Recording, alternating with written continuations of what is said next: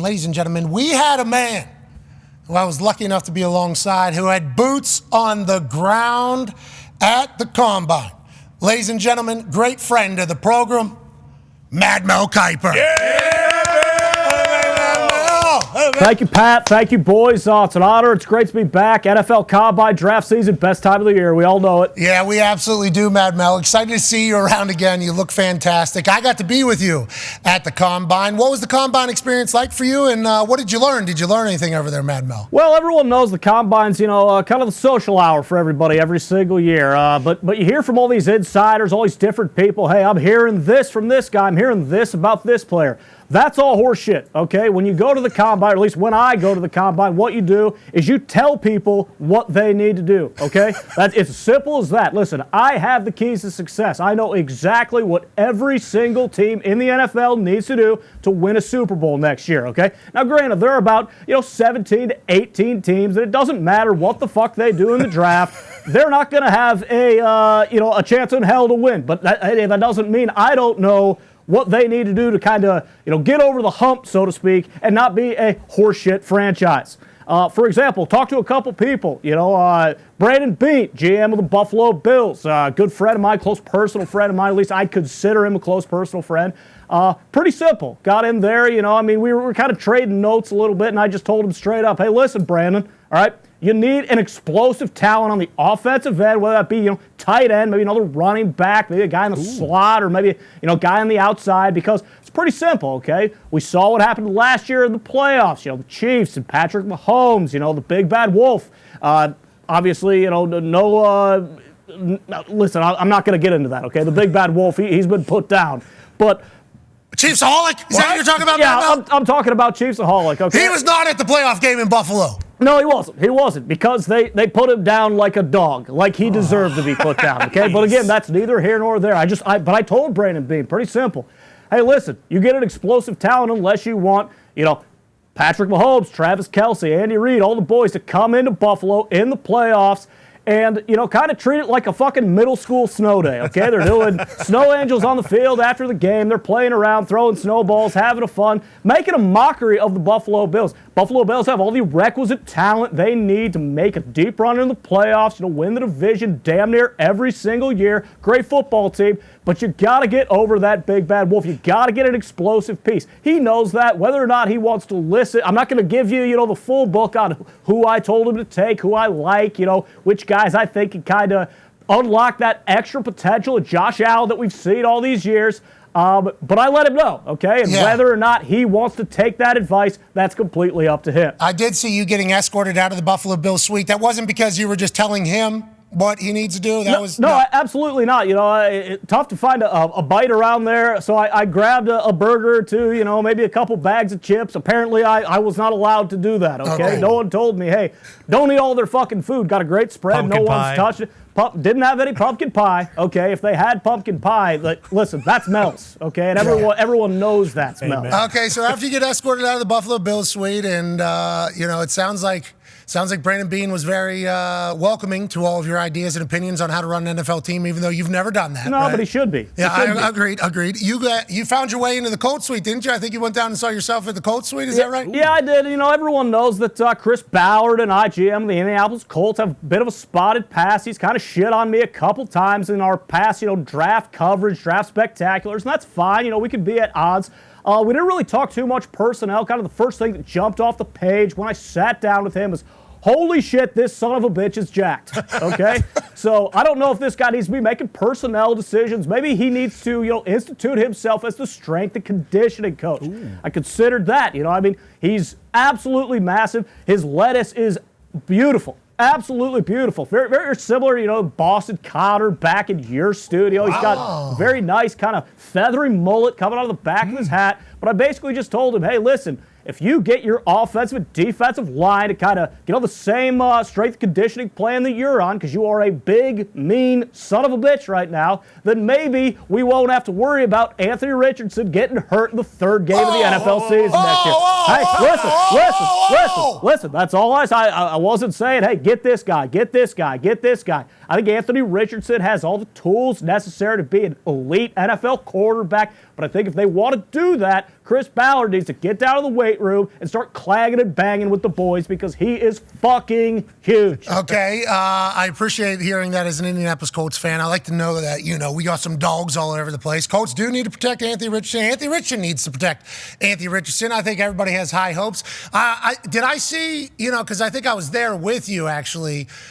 We ran into a friend of the program, Artie Smith. How about that? Really? USC for the Pittsburgh Steelers, Mad Mel. You and him go way back, right? We do. Me and Artie been friends for a very long time. He's one of my confidants in the NFL. I can go to him anytime. Hey, are my eyes deceiving me on this guy? Or no? Okay, I'm right. Yeah, always am. He usually kind of just he lets me know if I'm on the right course. And again, very rarely do I not have the correct take on a prospect in the NFL draft. Very simple with Artie this year, though. Kind of just so damn near gave me a heart attack, knocked me off my feet. He doesn't have his mustache right now. Sorry, what? Wow. Well, yeah. Sorry, what? You know what? I did the exact same thing, kind of double take, and I just said, listen, Artie, gotta grow the fucking mustache back, okay? If you want anyone in Pittsburgh, Pennsylvania to respect you, you gotta grow the mustache back, okay? Everyone's saying, hey, Artie and Kenny Pickett had a great meeting down in Florida. That's fine and dandy. That's great. You don't grow the mustache back, it doesn't fucking matter what you do, okay? It doesn't matter how Kenny plays. We all know that mustache has third world or fourth world powers, okay? That thing can get Kenny Pickett to be an NFL, an all-pro, Pro Bowl type player. If he has a clean upper lip next year, look for the Pittsburgh Steelers to do the exact same fucking thing they've done the last 6 or 7 years, kind of limp into the playoffs, 9-8, and get embarrassed in the first round. Artie, do the right thing, okay? Do the right thing. You've had time to kind of reflect and, be on the other side of the world, be in different places, kind of enjoy your time now that you're not an NFL head coach anymore. But Pittsburgh needs you, okay? And they need that mustache. And I think he knows that, Pat. Yeah, I think there was somebody from Pittsburgh that told him that immediately upon you telling him that as well, Mad Mel.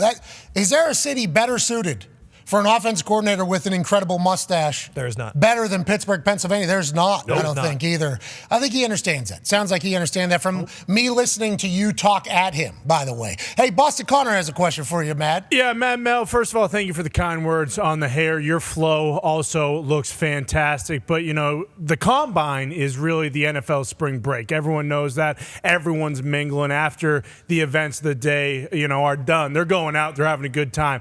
Have you experienced the nightlife? Have you been able to try all the things that Indianapolis has to offer, or have you heard anything about what everyone has been doing around the city this week? No, yeah, I've absolutely experienced it. I think everyone just assumes, Mad Mel Kiper, this guy's the hardest working son of a bitch in the NFL, and I am. There's no two ways about that, but that doesn't mean you don't need to, blow off a little steam. So everyone always talks about, Peyton Manning's kind of got his own private room at, St. Elmo's, one of the most historic steakhouses in the United States. I have my own goddamn floor at that place, okay? So I go in, kind of just, they treat me like a goddamn sheik, kind of put me on a pillow, lift me up so I don't have to, walk back to my room, do that kind of stuff. I will say Indianapolis, great city, okay? Great hosting city. Don't need to really walk outside.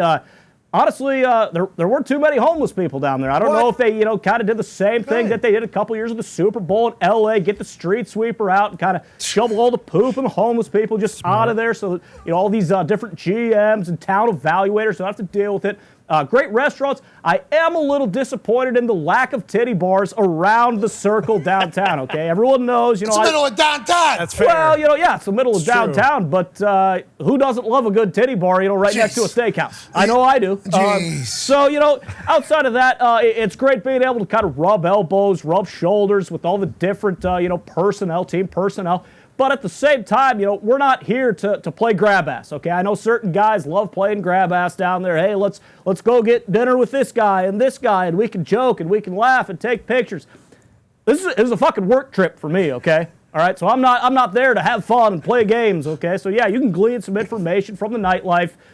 We're here to put food on the table for our family, okay? So that's the way I treat the Combine. Now, I heard from one of the scouts as we were walking by them in the halls, and I happened to be walking alongside of you or whatever, Mad Mel. Did you take a meeting in the bathroom of the Oakmont? Is that what happened? What? Did I hear about that? Yeah, that's correct. This week, the Oakmont kind of turned into my place of business. I walk in there, and not only is the atmosphere lovely, the food's delicious, I actually heard, listen, I'm not a big espresso martini guy. I know you got a couple in the office. I heard that they actually use real Nicaraguan coffee beans in the espresso martini, which is True story. Oh yeah, it's just unbelievable play. You don't see a lot of places doing that. So after this weekend, I guess you could basically say I'm the fucking co-owner of the Oakmont. That place is mine. They might as well put, Mad Mel's the Oakmont right up on the marquee because that's my joint now. All right. Well, hopefully we'll stop getting cars towed from that parking lot right out front. If you can maybe do that, because we do like to go to that place. Yeah, it's nice. Nice. It's a very nice place. The Oakmont is fantastic. Yeah, love it. But boy, those tow trucks seems to be. They're pretty quick.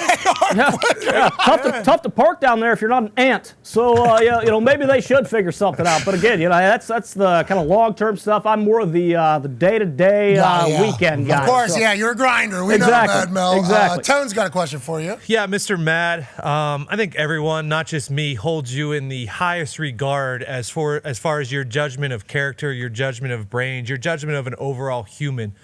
So my question there for you is, who were you most impressed with when you were talking at people at the Combine this weekend? Well, that's a good question, Tone. Obviously talked to a lot of big-time movers and shakers, guys who are in high-level positions who have kind of been waiting on my words of wisdom with bated breath ever since they got into the league. One guy who really knocked my socks off, I got to say it, Indianapolis Colts head coach Shane Steichen. Wow. Yes! And I'll tell you why. Okay, listen, everybody, they love Gardner Minshew. He's got the mullet. He's got the mustache, the Fu Manchu. He lives in the conversion van. He's an NFL quarterback who lives in a conversion van. Ha, that's great stuff. We love it. That's awesome. You're an NFL quarterback. Buy a fucking house. But that's neither here. Hey, listen, that's neither here nor there, okay? Let's be very, very clear about what Gardner Minshew is. Now, I understand he went to the Pro Bowl last year. He almost got the Indianapolis Colts into the playoffs. Wow. Obviously, we all remember that very difficult loss at home in the Loud House against the Houston Texans last week of the season. Loud House. But I had Gardner Minshew as a D-plus grade coming into the draft when I evaluated him initially. Shane Steichen got that guy to a fucking Pro Bowl, okay? You look at the Indianapolis Colts roster on paper, that's a 4-win football team, okay? Simple as that. But because Shane Steichen's brain is so fucking big, it's oozing out of his ears and dripping onto his, Colts pullover that he's wearing on Sundays, if Anthony Richardson could stay healthy, and I believe he can because of the coaching of Shane Steichen and obviously his previous experience with a guy like Jalen Hurts who made a massive jump his second season as starting quarterback, I think the Indianapolis Colts are a dark horse team to make a deep run in the playoffs this year because Shane Steichen's brain is about as big as Albert Einstein's. I like that. Mine, maybe, as well. I don't know if anybody has a brain as big as yours. Speaking of being big, I like to hear that about Shane Steichen, but there's this one photo I saw. I don't know who took it. Is Kevin O'Connell 10 feet tall? And how tall are you, Mad Mel? What the hell's going on? Listen, I'm a very respectable 5'11", 6 foot on a good day. You're right. Sure. Kevin O'Connell made me look like I was 4'8". I mean, is that son of a bitch 18 feet tall?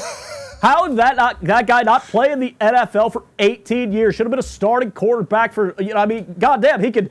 Basically, with his wingspan, he can throw it and then just reach his arm down to the goal line and catch it himself without moving his feet. It's unbelievable. Again, love Kevin O'Connell. Don't love that he made me look like a fucking pipsqueak in that picture, but that's what's going to happen when you're, with the best of the best that the NFL has to offer at the NFL Combine. All right, last question here from Ty. Go ahead, Ty. Well, hello, Mad Mel. I hope you're doing well this morning. It's good to see you as always. Listen, I'm just curious. I noticed that in every single one of those pictures you took, you're wearing the same suit. So I'm just curious, were you only at the Combine one day? Did you only work one day? I mean, you talk about how you're the hardest working guy ever. You're there one day? Like, what's going on there? Well, I don't know, Ty. I mean, are we in Milan at the fucking fashion show? I'm there for work, asswipe, okay? So, yeah, I mean, if you want to go and play grab ass with people, oh, hey, look at my Versace suit, look at my, listen. All right, very simple. Yes, I wore the same suit and shirt combo and tie combo every single day. You ever heard of Steve Jobs? Okay, turtleneck every single day. Take one decision out of your day. It's a very beautiful, nice suit. $79.99 off the rack at Macy's. Okay, very, very dependable.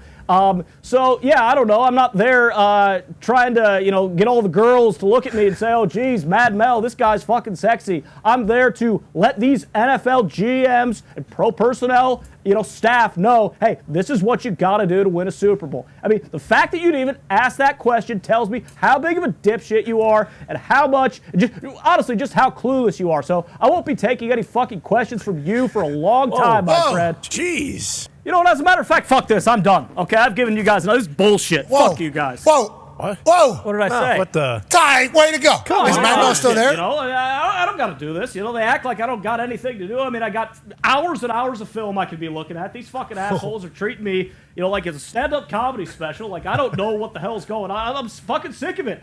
Okay? I'm done. I'm not doing it anymore. Fuck them. Whoa. Gee, sorry. Ty. Is he still?